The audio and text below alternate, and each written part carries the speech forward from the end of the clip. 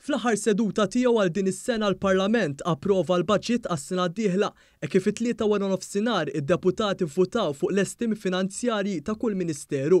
In-nefqa tal-baġġett 2023 bit-tema Malta ċertezza u stabbiltà taqbes is-7 biljun euro.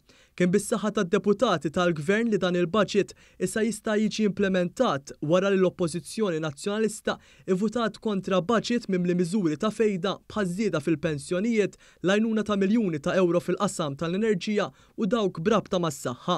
Il-baġġett 2023 għadda bi 42 vot favur min-naħa tal-Gvern u 35 kontra min-naħa tal-Oppożizzjoni. F'kummenti li ta' lill-ġurnalisti ftit mumenti wara li ġie approvat b'maġġoranza l-baġġett għas-sena d-dieħla, il-Prim Ministru Robert Abela spjega kif il-ħemel ta' miżuri li fih dan il-baġġett jorqtu b'mod ugwali lil kulħadd u fl-istess ħin iwiżnu lil dawk l-aktar fil-bżonn. Dawn huma kollha sensiela ta' miżuri flimkien li se jkomplu isaħħu l-tkabbir ekonomiku ta' pajjiżna, jkomplu joħolqu aktar ġid u meta inti naturalment toħloq aktar ġid dejjem se jkollok iżjed xi tqassam dak jibqa' l-prinċipju ewlieni tagħna li noħolqu l-ġid imbagħad dak il-ġid jista' jiġi distribwit b'mod ugwali bejn il-poplu tagħna partikolarment iżda forsi iktar minn kull ħaġa oħra lil min huwa l-iktar fil-bżonn. Il-baġġett ġie moqri u ppreżentat fl-24 ta' Ottubru li għadda mill-Ministru għall-Finanzi u Xogħol Clyde Caruana u wara saru ir-repliki mill-Prim Ministru Robert Abela u mill-Kap tal-Oppożizzjoni Bernard Grech. Minn hawn imbagħad bdew id-dibattiti fuq l-estimi finanzjarji ta' kull Ministeru f'17 il-seduta differenti. Kif anke kienu nutaw is-sħab soċjali, il-baġġett għas-sena d-dieħla huwa miżgħud b'miżuri li għandhom lan li jkomplu jtejbu l-kwalità tal-ħajja tal-Maltin u l-Awċin. Fost dawn wieħed innota kif is-settur tal-enerġija ingħata prominenza qawwija kif il-Gvern se jkun qed jinvesti aktar minn 600 miljun euro sabiex itaffi mill-piżjiet tal-isfidi internazzjonali brabta ma' dan il-qasam. B'hekk għal darb'oħra l-Gvern se jerġa' jkun ta' spalla għal familji u n-negozji.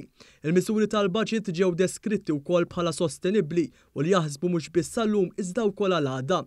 Intant fil-kummenti il-Prim Ministru Robert Abela innota wkoll kif Malta kienet wieħed mill-ftit pajjiżi li l-baġġett tagħhom ġie approvat mill-Kummissjoni Ewropea mingħajr ma ntalbu jieħdu ebda miżuri biex jiġu konformi mar-regoli Ewropej kif kien il-każ ma' diversi stati membri oħrajn tal-Unjoni Ewropea. L-ewwel l-approvazzjoni tal-Kummissjoni Ewropea li tajjeb infakkar ingħatat lil numru żgħar ta' pajjiżi fosthom dik lil pajjiżna ġiet f'mument ta' pressjonijiet kbar internazzjonali.